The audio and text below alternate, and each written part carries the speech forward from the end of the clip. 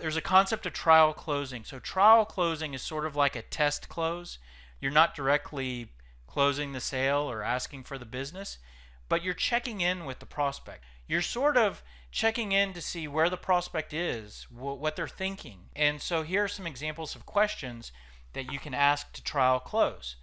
Let's say you're halfway through a meeting or through a presentation. Instead of just powering forward, if this was more interactive and a smaller audience and you all could talk, this is a great question for me to ask you. What do you think about what we've discussed so far? Right? Because we're not able to interact, I'm going to have to continue on.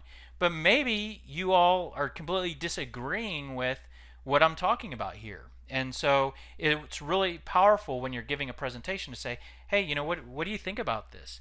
Maybe you can get validation that it's all good and they love it, but maybe you might identify that we're not going. This isn't what we were expecting to see. So what that allows you to do is make adjustments to correct and go in the right direction.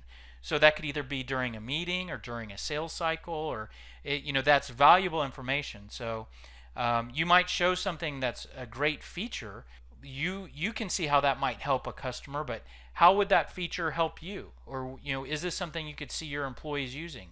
Are we heading in the right direction? Does this agenda for the meeting today match what you were hoping to see? So these are check-in questions. You can trial close every time you speak with a prospect. You're working through your sales process. You can just check in. Hey, are we still on track? Is this all still matching up with what you're needing? Again, so those questions aren't saying, are you going to buy from me? They're not saying, will you buy from me today? They're checking in, and again, it's like a test close.